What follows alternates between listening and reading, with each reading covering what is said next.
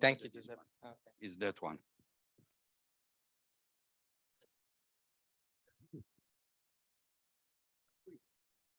Yes, it's working, I guess. Yeah. Good morning. So thanks, Giuseppe. It's a pleasure today to tell you about what possible synergies we see between ESO spectroscopy facility in a wide range of aperture and your LSST program. So let me start to remind you what is ESO today. We are running essentially three main observing facilities in three locations in Chile. One is La Silla, we've been running in the past 50 years and more. Then we have our flagship telescope in Paranal, ELT, together with an interferometric facility. And you can see in this picture also two smaller telescopes, the BST that Adriano mentioned at the beginning, and Vista 4-meter telescope down there. And we run in a partnership, a sub-millimeter array in Chenantor, this is ALMA, and a single dish millimeter, that is Apex. And so the future for us is definitely ELT, our European ELT, and this is essentially in construction phase in a peak not far from Paranal, Amazonas. Here you can see a rendering picture of it, but a lot of work has been going on in-house and in many institutes in Europe in the past years, as well as in Chile. So now we are moving from rendering pictures to real construction, and this is already few weeks old. This is the construction on site in Amazonas. Now, one of the strengths of ESO, I think, to our community has been to be able to offer a wide range of facilities covering a wide range of wavelength as well as spectral resolution. So we go essentially in Paranal for VLT essentially from the UV to the 2020 micron. In terms of resolution, we are able to cover from very low resolution up to extremely high resolution. And in terms of angular resolution as well, we perform observation in seeing limited down to few microseconds with gravity. And here you have a list of the instruments we are currently operating at Paranal in red, and few are coming in different construction phase. At the same time, as I mentioned, we have this interferometric facility that we are making even more powerful with Gravity Plus currently. And we have dedicated telescope like Vista for wide field imaging at the moment with VIRCAM, but soon with foremost for wide field spectroscopy. It could be quite relevant in this context. And then we have smaller facility at La Silla, but also with dedicated facility like SOX soon or ARPS that could be important for transient studies. So there is quite a diversity of offer, and I think this is one of the strengths of possible synergies that we can have also with LSST. Put in a graphical form what I just said, that this is the range of instruments that we are offering at VLT as a function of spectral resolution and wavelength. For the sake of this talk, I will focus on facilities that offer spectroscopy below, say, 8,000 in spectral resolution. Valentina, soon after, I think we will focus on the high resolution spectroscopy side. Also, before diving into facility and instruments, I want to mention our operational model, which I think is quite relevant, also thinking about synergies with the LSST. We have developed what I think we can say is a reliable operational model, but also a flexible one in the many decades we have been running the telescope in Chile. So we are running mostly of our telescope, especially VLT in service mode, as you can see in the graph on the top. Essentially, I don't know where is the laser. Maybe this one. Yeah, okay. The request for this service mode has been steadily increased, and now is essentially 90% of the time we are located at VLT. At the same time, we have dedicated channel for quick turnaround of exceptional events or of proof of concept, like this is what we call the DDT channel. And in the combination, I would say, of service mode observation, as well as having few dedicated telescopes, is a strength when you think about transients events. So we have a flexible scheduling. We can accommodate, as I say, the quick turnaround proposal. And we also offer a large fraction of our time to target of opportunity. And we have what we call a rapid response mode, which I will tell you a bit more in a minute. On top of that, we have very rigorous and systematic archiving in place at ESO, so which means you have a wide range of data available, publicly available, which could be, for example, very useful if you're interested in time series. But also you can retrieve from our archive both the ESO and the ALMA archive advanced data products, being these flux calibrated spectra, catalogs containing redshift, metallicity, which of course could be of use also to the LSST community. So our rapid response mode is our fast mode, if you want. And so you have to have as a PI an approved program to trigger such a program. But then you are in possess of an electronic key that essentially allow you to stop any observation in one of the UT at Paranal of the VLT and reposition your telescope on your target. And this can happen very quickly. And just to give you an example, on the right, you have a figure taken from this paper back in 2007, where the PI was able to observe with VLT UVs, in this case, a GRB, essentially 10 minutes after we have the X-ray position from Swift. So it's a very rapid response to trigger. So going to the topic, I want to just discuss with you spectroscopic follow-up of LSST target. We have a range of telescope in place at ESO from 4 meters up to the 39 when ELT will be up and running. So LSST will provide a huge variety of targets, of course, covering a wide range of magnitudes of 0 order. You can think that the follow-up will be split according to magnitudes in the different facilities that we have. So for relatively bright objects, you may resolve to use NTT or the 3.6 telescope at La Silla, where SOX will be soon operative, and or maybe the multi-object spectrograph like Foremost at Vista with a 4 meter primary. For fainter objects, you can resolve to use VLT, and here you have the choice of instrument I mentioned at the beginning. And the very faint end of object, of course, you need to go and ask for ELT time, and here you can go extremely deep or with extreme high resolution, and I will get this to the end of my talk. So let me just briefly mention a different facility I tell you. Foremost is a wide-field multi-object spectrograph, will be essentially a dedicated facility for spectroscopic survey at the Vista telescope, so in Paranal, 4 meter diameters. We'll start operation at the end of next year.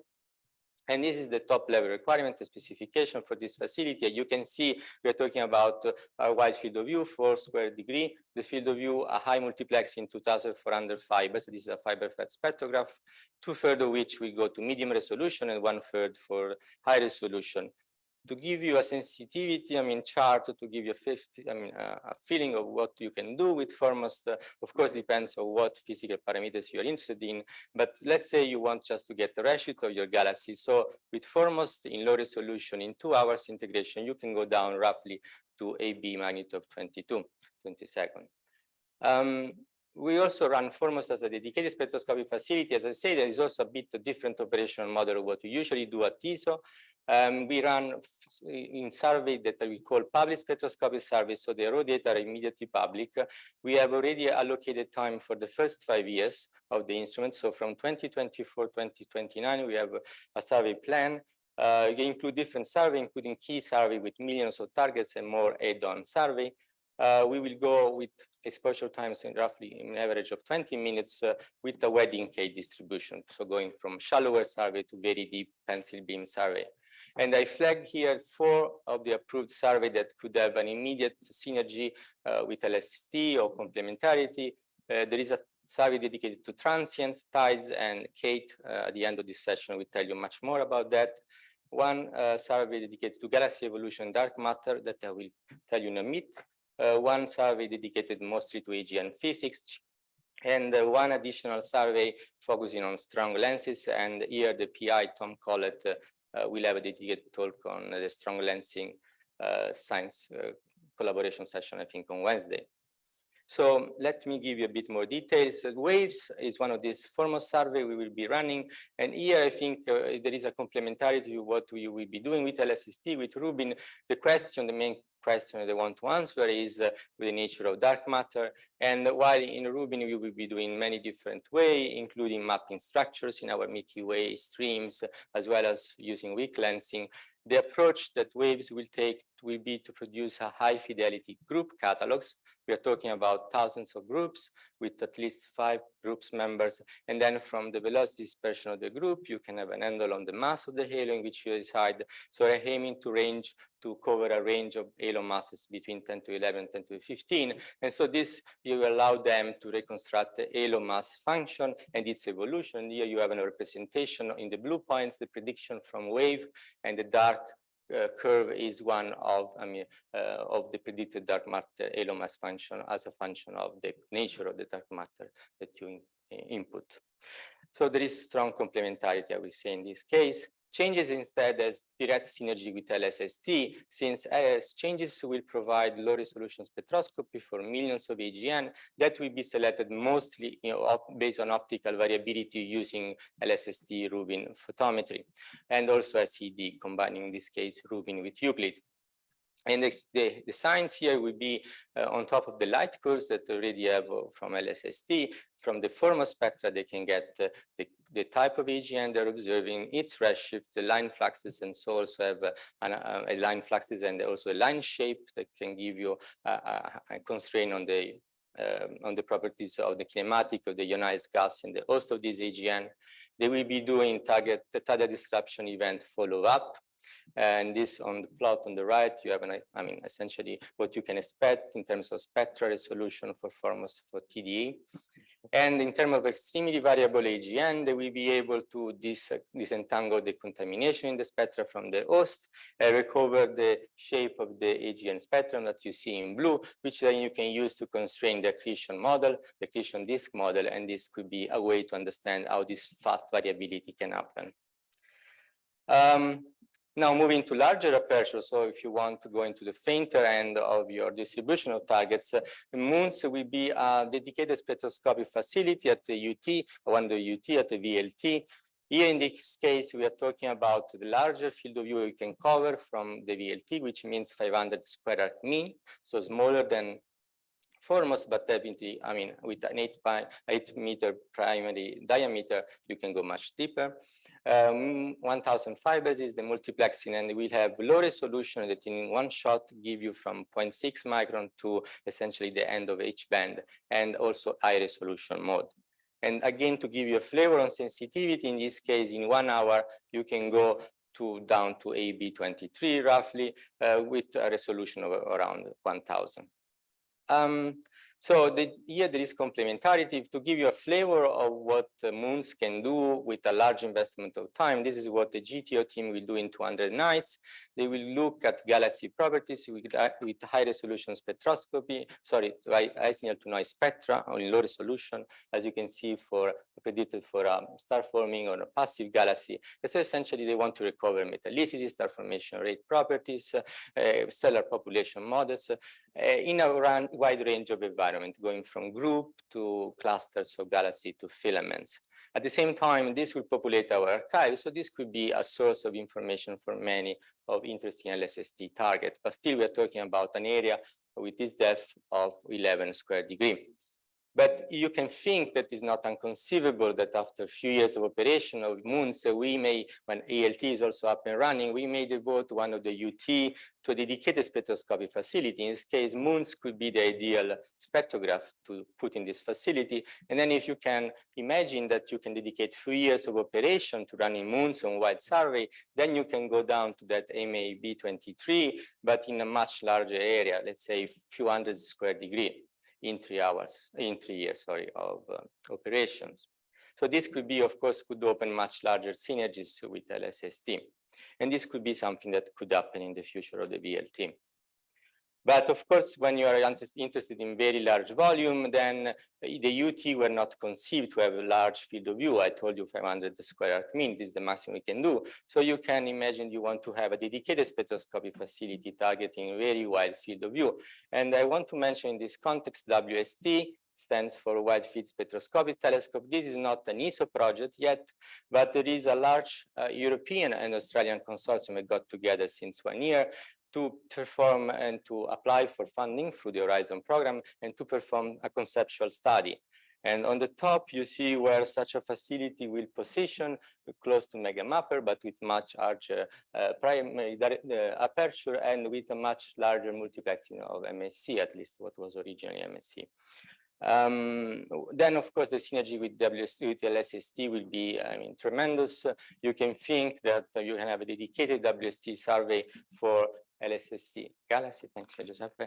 And this could give you constraint, for example, on the nature of dark energy, or not with errors much lower of what you can do with current facility. And for free, you can feed the targets, variable target along this survey, so you get for free follow-up of transients.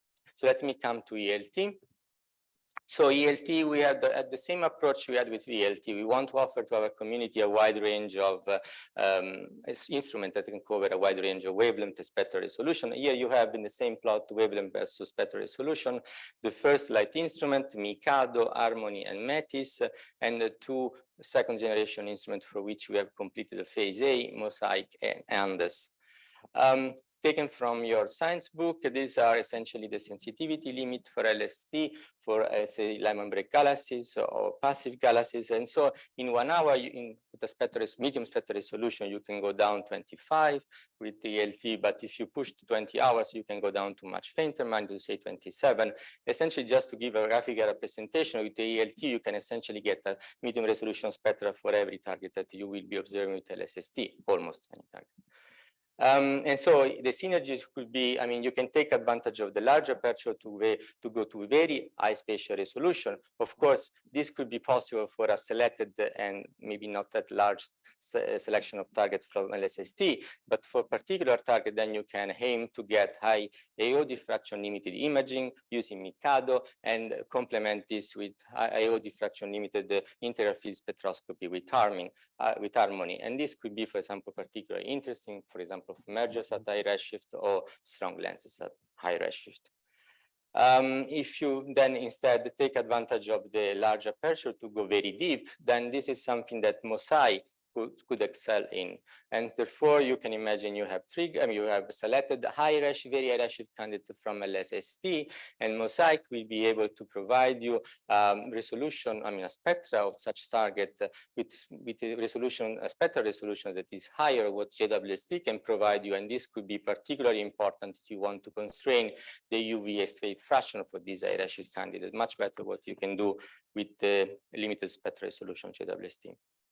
And another final example of going very deep with ELT on possible LSST target, Andes will be our high resolution spectrograph at the ELT. And to give you an example, on the left is what was possible with ISAC a few years back for a GRB at redshift 8, and on the right you have a simulation of what Andes will provide.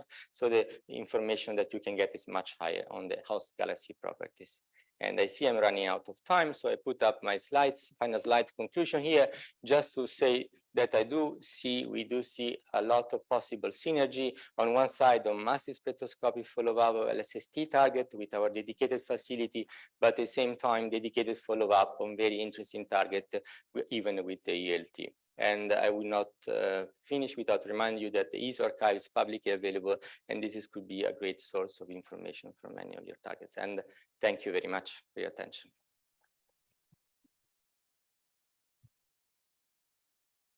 Thank you very much, Vincenzo, for these very detailed suites of facilities. And I am asking whether there are questions in the room or whether there are questions on the web about the talk that Vincenzo gave. Well, I have one myself. Sure. You mentioned something that quite often for astronomers like me that are not expert in informatics looks like as a black box that is the ESO archive. And at some point, someone told me that the cost for building and maintaining the science archive is almost close to the cost of a single instrument for VLT. So I was wondering whether the long-term plan for ESO is to maintain this opportunity for the entire astronomical community, because the archive is open to everybody, not only to ESO members. Yeah, absolutely. I mean, we have actually plans to make it even more flexible and user-friendly, and definitely will be, I mean, also we will have a flow of data, especially from this new facility like Formos, that will double, I mean, no, actually triplicate the size of the archive. So we are getting ready to include also this new data, to ingest all this new data. Yes, absolutely. Any other question or curiosity? Yes, please. Hi, I'm Agnes. You were talking about the waves experiments. So did you say that there were measurements of weak lensing? Could you No. I was just mentioning that they want to address which is the nature of dark matter. So I was saying with LSST you can do in different way. I mentioned also weak lensing, but they will just go after groups. They will define, I mean, a very detailed group catalogs, and then they will use the group catalog to derive from the velocity dispersion dark matter halo in which they reside, and then construct dark matter halo mass function as a function of redshift. I think they can get up to redshift 1. Okay, no, but nice. no weak lensing in waves. Thank you. So, may I just read? Panda. Is it possible to join these working groups, moons, tides, changes, and similar projects? They mentioned moons and tides. I'm not sure I understood, but anyway, tides is a survey, and so approved and is published on the ESO webpage, which is the PI. I guess this is just, it's an internal, it's a collaboration, it's an external collaboration, so they have to contact the PI. Moons, there is a GTO team that is behind. I'm not sure now, I mean, on specific science case, I'm sure that could be possibility, or if you are in one on the institute of the instrument, but they will be open, they will be offered for time. Moons will be offered for time, of course. And the second one? No. Okay, so in case there are no other questions, oh yes, please, Robert. I wondered if you could say a bit more about the prognosis for WFT, which started out being a 12-meter spectel, I think, when the previous director was still in charge of ESO, then it died. Now it seems to be coming back as an 8 to 10 meter. Well, it never really. I thought Tim was going to do it and then he resigned or something. No. I mean, okay. There's been internal. Sorry? Sorry, I'm Robert Lupton. Okay, but I'd just like to know roughly where you see it going, what the timeline is. Yes, what the collaboration is going to be if it's not. Well, as I say, this is not an ESO project at the moment. There is a large consortium of European and Australian universities that engage in that. We will apply for funding to start this conceptual study next year, or at the end of beginning of 2024. So you can imagine a first light not before 2035 to be optimistic. You can say. I mean, you know, this large facility will need 10 years. And I think to say anything less than that would be unrealistic. I think that there is a large momentum. There is a huge request from our community to have a dedicated spectroscopic facility. This comes from several, say, pools that we've done in our community. And of course, ESO will have to have a new project after the ELT. So the aim would be that this could become the next ESO large project, although that has not been neither selected by our committees. But I don't know if I answered this answer your question. Great. Okay, so let's thank once again Vincenzo, and we move to the next speaker. Valentina D'Orazi, she is going to talk about synergies between Rubin-LSST and high-resolution spectroscopy. I will call your attention 5 minutes.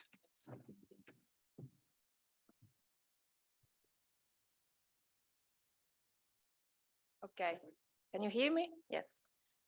Okay, thank you for giving me the possibility to talk about this, which I think it's a very interesting point, because basically the bottom line of my talk would be at the end, there is a shortfall of dedicated facilities. Of course, this is a very biased view towards stellar spectroscopy, let's say resolved stellar population in our galaxy or beyond, for example, in the dwarf galaxies around. But the thing is that it is extremely important to have high resolution spectroscopy follow-up for LST stellar targets, because we want to determine basically many important parameters. First of all, we need high resolution because we want to determine accurate stellar parameters. So, for example, effective temperature and surface gravity, which then, and in turn, they are related to other parameters like masses of the stars and so on. But also we need high resolution spectroscopy to derive metallicity and all the others abundance ratios. As you know, that's the standard notation for spectroscopy, where the abundance is as expressed in logarithm scale with respect to hydrogen, and then respect to the sun. So the sun has a Fe over H equals 0 by definition. If we simply assume that all the lines that the absorption lines in a stellar atmosphere that we analyze have a Gaussian profile, then we can use the chiral formula to have an idea of the error that you have on the equivalent width of your line, which of course then impact on the abundance that you derive, on the stellar parameters that you want to derive. And of course you have, I don't know if there is a little bit of mismatch, sorry about that. So this should be around the full width maximum of the line, which is directly related to the spectral resolution of your data. So roughly speaking, we can say that we need at least a resolution which is expressed as the ratio of lambda over delta lambda of 20,000 for most of cases when you want to just determine stellar parameter and Fe over H. But if you want, for example, to have abundances for neutron capture elements, S process or R process elements, you have to go for higher resolution, so at least 40,000. And there is always a requirement also on the spectral coverage that that you need to have on top of the high resolution. This is just an example to give you the idea of the difference between a spectral library at 2000, where you can let's say barely easily identify and recognize the magnesium at 5200 angstroms or the H alpha and other few lines. But if you want to determine, for example, that's the europium line at 6645 angstroms. And of course, as you can see, these very tiny lines require a resolution of at least 40,000 because the line is a few percent of the continuum, so it is extremely weak. It's important, of course, that you care about europium or other element lines, because we want to understand, for example, the chemical evolution of our galaxy or of other galaxies part of the local group. And in terms of photometric samples, of course, LSST will provide a unique sample because we'll go down to magnitude 24. So we will have a huge sample of stars in the galactic halo, including variables, and it is very important that we will be able at some point to get a high resolution follow-up. These are few examples of what you can learn through high resolution spectroscopy of variable stars through these are for CVIDs and RR LIDAR, so different kind of variables, but both studies emphasize the need to go to high resolution.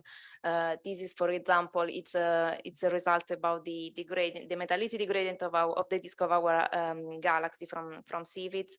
Instead, here on the left, you can see the result from the GALA survey, which I'm going to talk about in the following slides, for a sample of hundreds of thousands of km stars in the solar neighborhood. So you can study, for example, the metallicity distribution of the solar neighborhoods.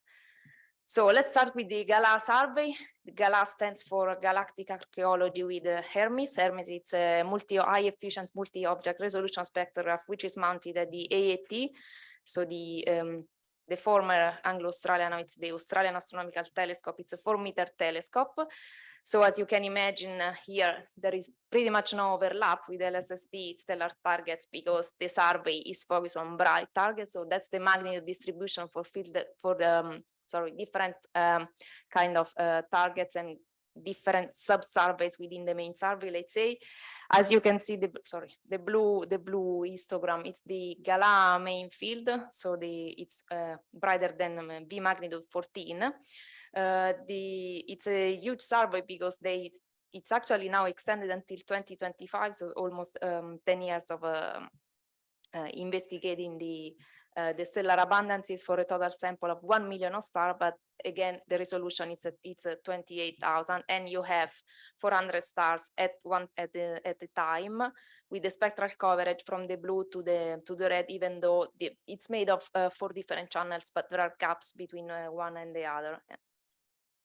Then, of course, there is Gaia ESO, which is a sort of milestone for stellar spectroscopies. It started in 2012. So here instead, of course, it's flames on a UT2 at ESO. So it's an 8-meter telescope, and you can fit 2 different spectrographs, one which is UV, so resolution 47,000, 8 fibers, and then the other one, giraffe, the resolution is lower. It's approximately 20,000, depends on the spectral setup that you use. And you can get 130 stars at a time. The survey you observe for a 340 nights span over a 6 years period. So the grand total, it's about 100,000 Milky Way stars. That's a pie of the different targets that the Gaia ESO actually observed. So half of the targets were Milky Way stars, and then there is a open cluster science, while only 10% is standard stars, and that's the target distribution on sky. And again, as you can see here, so the UV samples is of course too bright, so there is no overlap. There is no possible overlap of these stars with the LSST targets. The giraffe one instead has a tail of fainter targets between 16 and 18, but here you have to keep in mind that for these targets, not always parameters and abundances were determined. So most of the time with the low resolution, the survey could determine kinematics or H alpha lithium abundance, and that's it, depending of course on the signal to noise of the targets. Then there was another important survey concerning the halo population, which is because it's still ongoing, the Carretta survey. So it's a big survey on globular clusters starting in 2005 and still going. Again, flames with a sample of almost 3,000 stars in 26 globular clusters, including 1 cluster in the Sagittarius II spheroidal. The main driver, of course, was the detection of the sodium and oxygen variations, but also other element variations within the cluster population. Just to give you an idea, because we might easily have giant stars in globular clusters with typical magnitude of 17, 18, the flames ATC implies that for this typical target, you need at least 6 hours to have the signal to noise of 50, which is basically the minimum requirement to have precise stellar parameters and abundances. These are just a few examples of what you can do and why you actually need a high resolution. For example, in this case, which is it's a very interesting work to probe the in situ origin of the globular cluster 6388, which was claimed to be instead of an extragalactic origin and then accreting into our galaxy. Instead, they use scandium and vanadium from very high resolution spectroscopy to constrain the origin of the cluster. Whereas this is another example of the comparison between the anomalous cluster and NGC4883 respect to other guys, because these clusters also host, along with the usual light elements and anticorrelation, it hosts a variation in calcium, which indicates the activation of very high temperature cycles in the first generation stars. But again, the problem is that also for the Carretta survey, as you can see, the magnitude distribution is it's strongly biased towards very bright targets. So again, there is no pretty much overlap with this.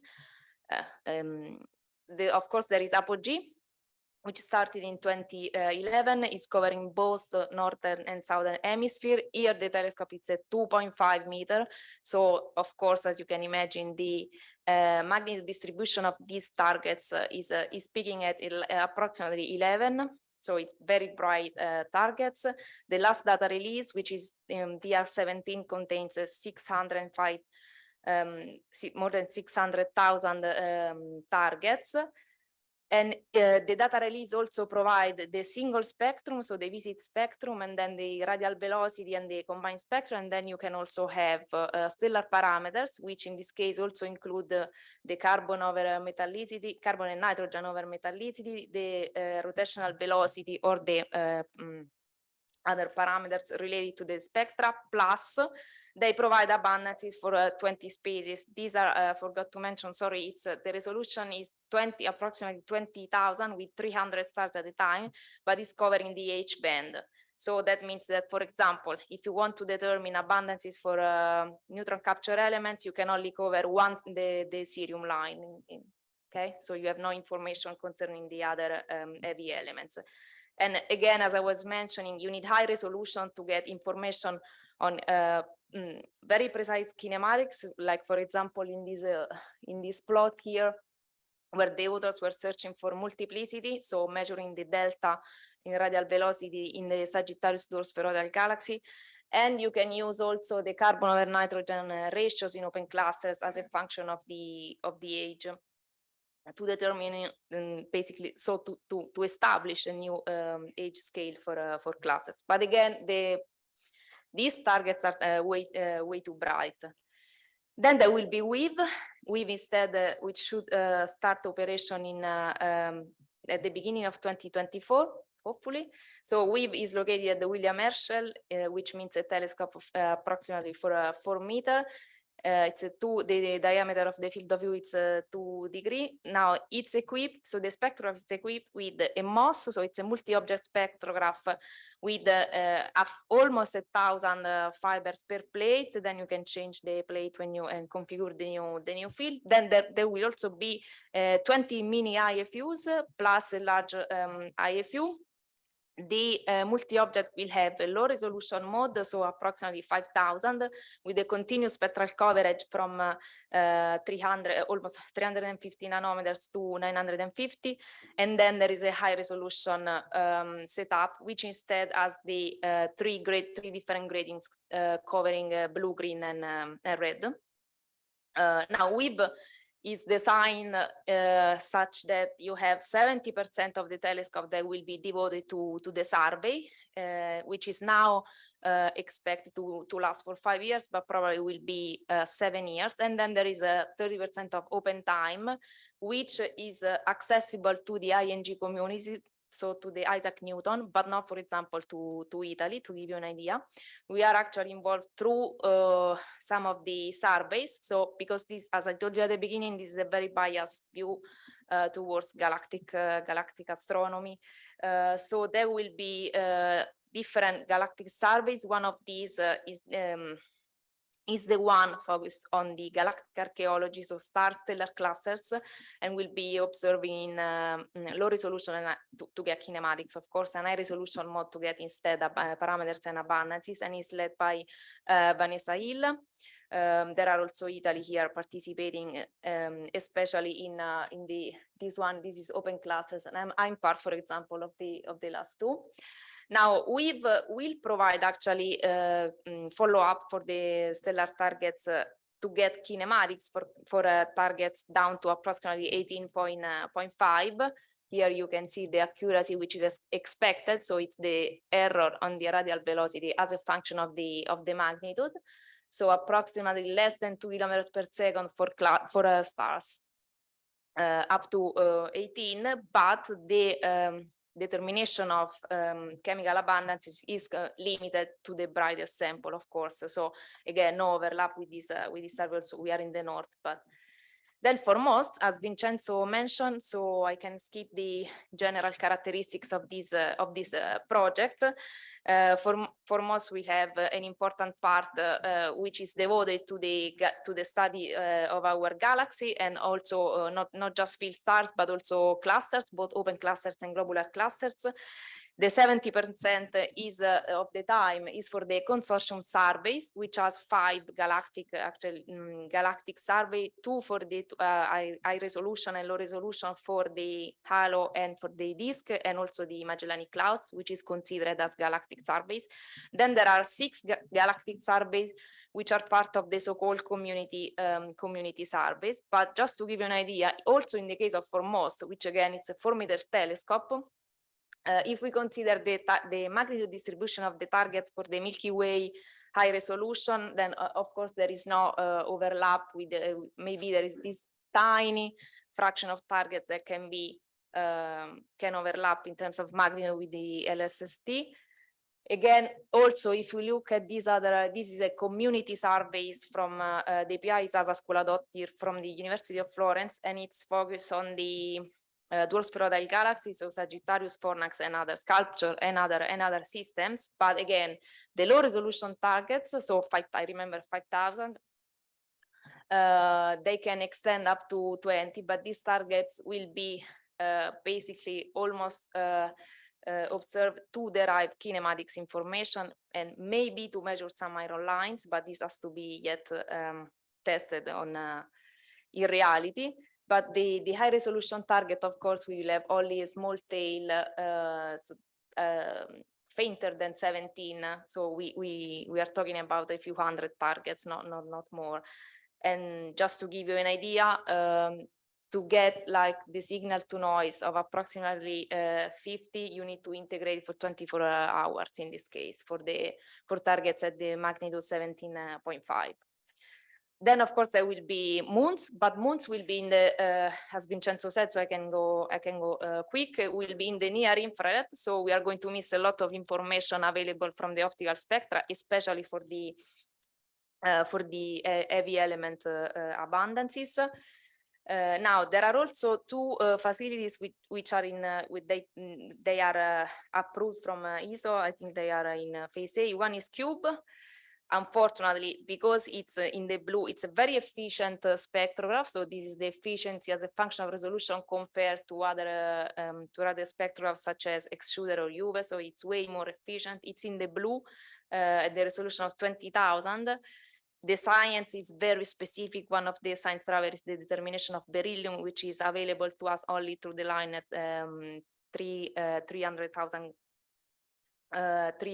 3,000 angstrom, sorry.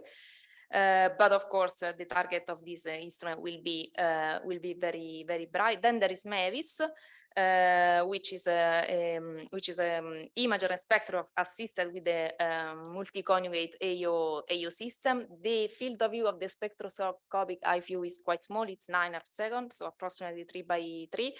There is the possibility to have both blue and red at the resolution approximately of 15,000.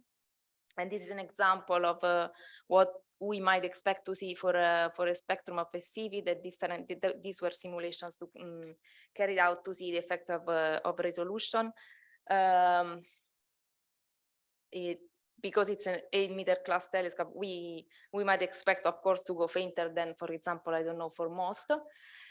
Now, actually, this is the only so far dedicated facility which is planned to be on a 10-meter diameter telescope. The thing is that for this Mauna Kea Spectroscopic Explorer, first slide will be hopefully maybe in the late 2030s, so will be a follow-up post LSST. It's going to be a massive facility because the field of view is 1.5 degrees, but it's more than 4,000 fiber to observe stars at one time. And there will be two different resolutions, the low resolution, but the high resolution also with a larger than 30,000 with more than 1,000 fibers dedicated to high resolution. The thing is that this will be a complete facility dedicated to this, something very similar to what Vincenzo mentioned about the WST, which however is not even under discussion, let's say, so we don't know. But there will be probably a sort of zone of flames, which is called HRMOS, and it's in this case it's very high resolution.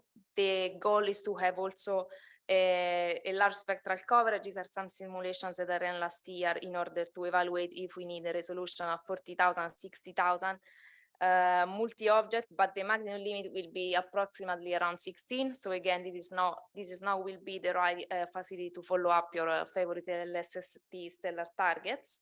And I leave you with the conclusion because I'm late. Sorry about that. Thank you.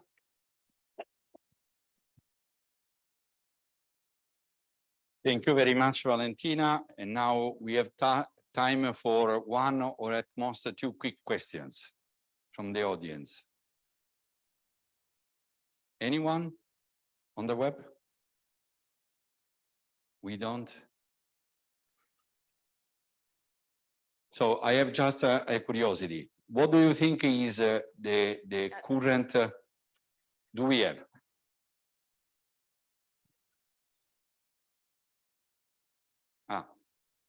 Okay, so sì, si può provare, facciamo fare la domanda direttamente a lui.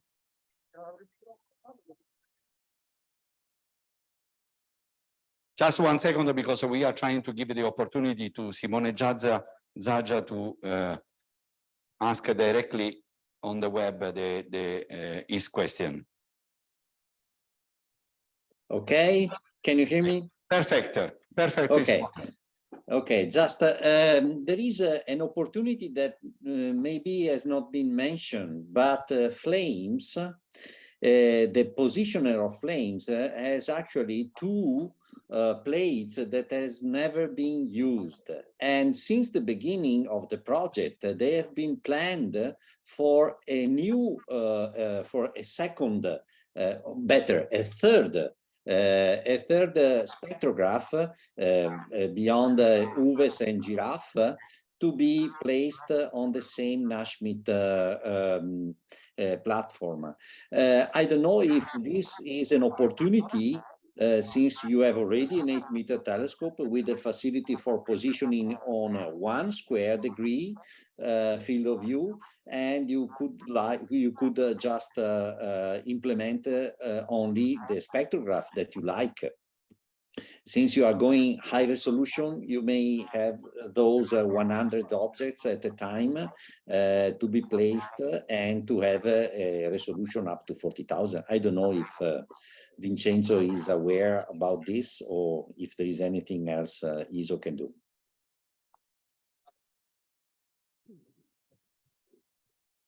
Yeah, this is under discussion, I believe, in the framework of cubes. They want to link fibers of UVES to cubes. Has not been approved, to my knowledge. Yes, but that is only a single object at a time. Thanks, or Any other question or curiosity? If not, we thank once again Valentina, and we now move. We are a bit in delay, but you know, this is the first day and there is a bit of polishing the timing of the talks. And so the next, Kate Maguire, and she is going to talk about TIES, spectroscopic follow-up of LSST transient with foremost. Hello, can you hear me okay? Just 1 second. Okay, we can see the slides. I don't know whether Kate, is the connection okay with you? Yeah, I can hear you okay. Can you hear me? Perfect. Great. Okay, so thanks very much to the organizers for inviting me to give this talk. So I'm going to summarize, as the title suggests, the spectroscopic follow-up of LSST transients using the foremost spectrograph that has been spoken about by Vincenzo and Valentina previously. Okay, so we're going through, or we will see a transient science revolution with LSST. So it's going to be a game changer in terms of the number of transients that we're going to find. And so on the bottom here, I'm showing the number of supernovae discovered as a function of year. So the key thing here is that over the last 20 years, there's really been a massive ramp up in the number of transients that have been discovered by all sky surveys, basically originating after the discovery of the accelerating universe. And these numbers of surveys for cosmology and other science aims really started to grow. But one of the things that really hasn't kept up pace is the spectroscopic follow-up capabilities that are available to classify and understand these objects. And so spectra are important, as I'm sure you're aware, for a number of different reasons. So one, for classifying supernovae, so being able to say whether it's a type 1a supernova, if you want to try and use it for cosmology. Also for getting a redshift for the transient, so we can figure out the brightness of the supernova and what its host galaxy is. And then also, of course, for the astrophysics, if we want to try and understand where transients come from, so what are their progenitor scenarios or what kind of stars have exploded, we need the spectra for these. So yes, so foremost has been mentioned in both the previous talks, but I just want to mention it again in terms of the transient side. So it's the 4-meter multi-object spectroscopic telescope. It's going to be going on ESO's VISTA telescope.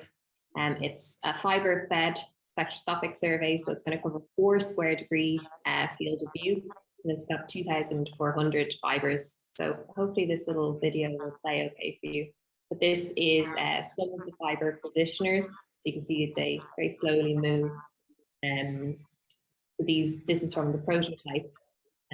And then on the right-hand side, you can see the final fiber positioner that has been developed for Foremost. And so this can reposition all of the fibers in under 2 minutes to an accuracy of about 10 microns. And so it's going to do a 5-year survey covering the entire southern sky. About 2/3 of the fibers are in low res, so about a resolution of about 7,000, so perfect for transient follow-up. And then, as has been mentioned, there's about 25 surveys, both galactic and extragalactic, that form Foremost. And the exact dates are not final yet, but we're hoping that the survey will begin properly in mid-2024. So this is very well timed with LSST. And so the key point here is that Foremost, everywhere it points to live LSST transients and also the host galaxies of dead supernovae. So the transient side of Foremost, which is the TIDE survey, which I'll mention in a minute, it's not going to actually drive where Foremost is going to point. It's just going to piggyback on the fact that in any field Foremost looks at, there will be live LSST transients, and they're the ones that we're going to get spectra of. And then there will also be the host galaxies of dead supernovae that we can get redshifts for the cosmology. Okay, so the time to make extragalactic survey is TIDES. So yeah, our aim is to spectroscopically follow up transients discovered by LSST, an allocation of 250,000 fiber hours. The PI is Isabel Hook at the University of Lancaster, and we started this group back in 2016. There's the ESO Messenger edition that focuses on Foremost, and within that you can read one of the time domain, you can read our TIDES survey description. And so it was a smallish team then. Now in 2022, we've got 42 members from 11 countries. So we've grown quite a bit. And we have a full survey description paper that's very close in a near final draft by Chris Frommeyer. So that will be coming out soon if you want to read more about it. So we've got 3 main science goals in TIDES. So the first is mapping the diversity of the transient universe. So this is looking at unusual transients and trying to figure out what type of things are exploding in the sky. Second is dark energy with type 1a supernovae. So obviously this is a large area of research, the study of dark energy with a desk within LSST. And then finally, AGN physics and cosmology.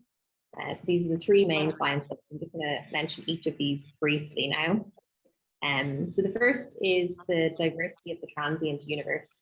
So as I said, in each Foremost pointing, there's going to be approximately 12 live LSST transients. So that's the numbers we're getting for what this will be. And so our aim is then to optimize the time lag, so to make this as short as possible, the time between an LSST observation of a field and then us getting a spectrum with Foremost. So I'm going to play this video now on the left, hopefully it will work. And so what you're going to see is that each of the tiles is an LSST observation, and then the color symbolizes when was the last LSST observation. And then on top of that, you'll see red circles for the Foremost observations. So you can see this is the LSST tilings. This is for baseline 1.7. It's just one example. And so then you can see the Foremost observations on top of this. Hopefully that's playing okay for you. And so the key is, yes, as I said, we'll have live transients wherever we look. We want to try and produce this time lag. So the simulations, so these are from Chris Frommeyer, suggests that we're going to get about 35,000 live transient spectra over the 5-year survey of Foremost. So you can see on the bottom right here, these are a histogram of the numbers in each of the redshift bins. So the red, or sorry, the solid and the dashed lines just represent different signal to noise thresholds, which you can see on the right-hand side. So you can see we find a lot of type 1a supernovae, somewhere in the order of 20,000, depending on this signal to noise ratio. We also find large quantities of what we would currently consider quite rare transients.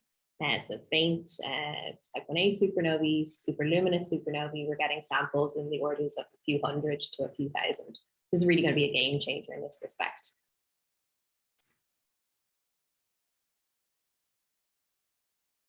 Okay, so then in the next decade, our aim then with TIDES is really to populate this, this plot in more detail. So this is a common plot used in transient talk. So it's the peak luminosity of the transient as a function of the characteristic timescale. So basically how fast it decays. And so maybe 10 or 20 years ago, we knew about the nuclear supernovae and then the gray box covering quark-collapse supernovae. But it's only in recent years with all-sky surveys that we've really discovered a lot of events that can be fainter and faster evolving than normal classical supernovae. And then, of course, we have objects like kilonovae and then the great unknown of things that vary on day or sub-day timescales. So the aim with the live transit twin TIDES is try and parameterize this to get population statistics, to try and understand what the progenitor scenarios are, and then also to build a picture of the nucleosynthetic fields. So a lot of these faint objects may be contributing a lot in terms of that. And so we'll only get like one spectrum with foremost, but we can then trigger follow-up on other facilities for interesting events. So one way we can look at this is for faint and fast transients. So for normal type 1a supernovae, we can have these much fainter and faster supernovae that we think also might come from, in this case, from a thermonuclear explosion of a white dwarf or some other way of exploding a white dwarf. So you could have a disruption by a black hole, helium shell detonation on the surface of the white dwarf, or some kind of merger between a white dwarf and a neutron star. So far we've seen small numbers of objects of these classes, but really with something like the combined power of LSST and foremost, we'll be able to parameterize these a lot better.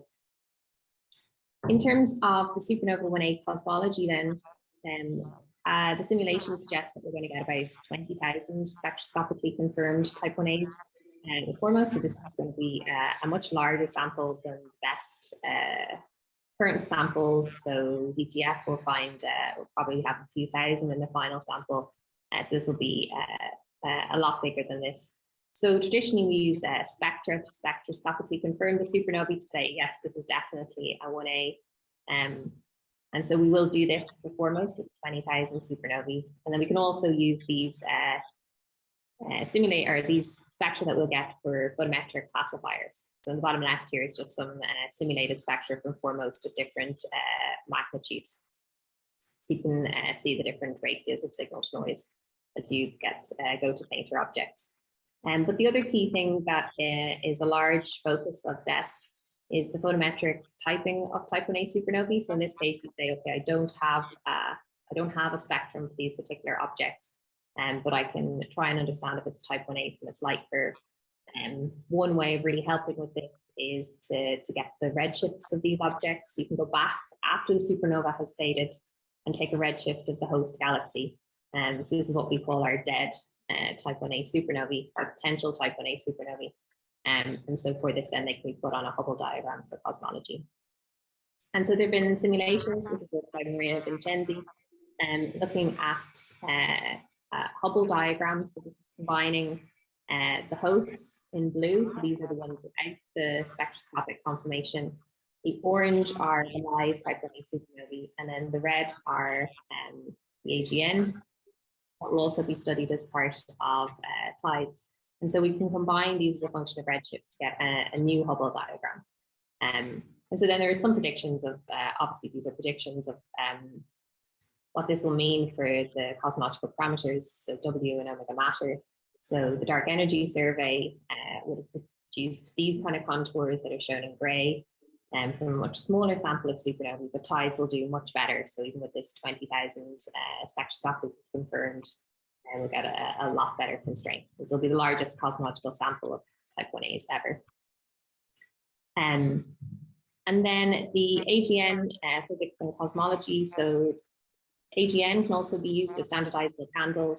And this is because there's a lag luminosity relation for their broad lines. So the time scale between continuum emission and then seeing changes due to accretion in the broad line regions. This is called reverberation mapping. And this is work led by Seb Bonig at the University of Southampton.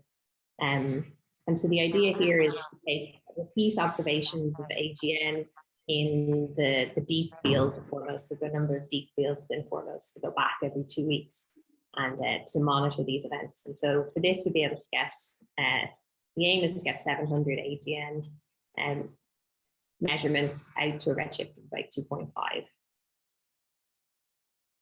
5 minutes late. Yes. So there are obviously some some challenges with the TIDES implementation.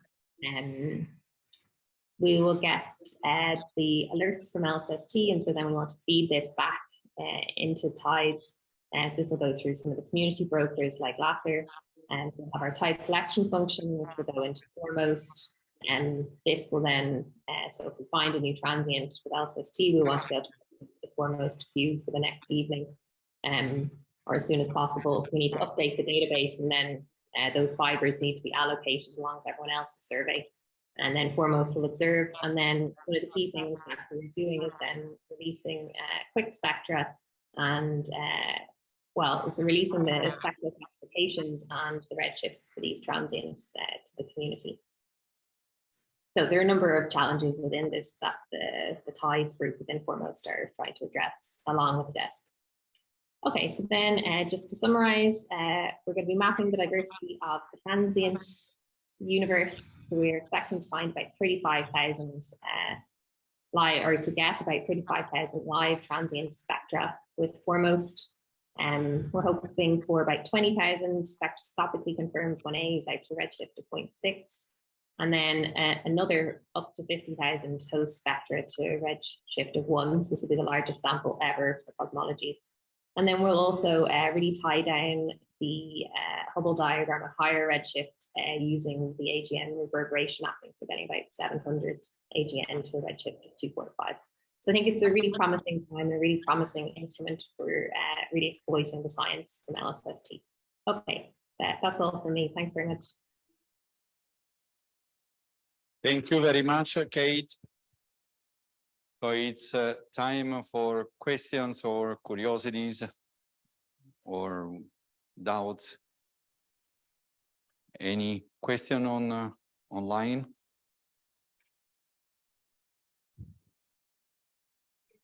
Okay.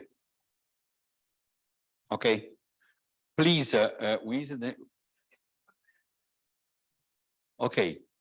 So please, if you can unmute and ask yourself the question to Kate.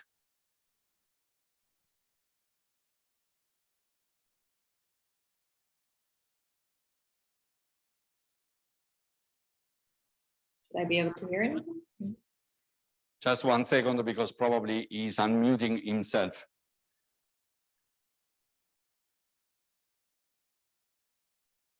Yes. Okay. I was not able to unmute myself, but okay. Don't worry. Don't worry. This is succeeded now. Okay. Please. Yes. Hello. I'm Sjoerd van Velsen. Thanks, Kate, for the great talk. This is very exciting. I have one sort of trivial question, which is we also saw the Changes project, which is going after tidal disruption events. Are they also operating in real time? So do we even get more like live spectra than what you've than what you showed here for this transient class? Yeah, so there will be so they're also, as you said, Changes is also looking at tidal disruption events from black holes.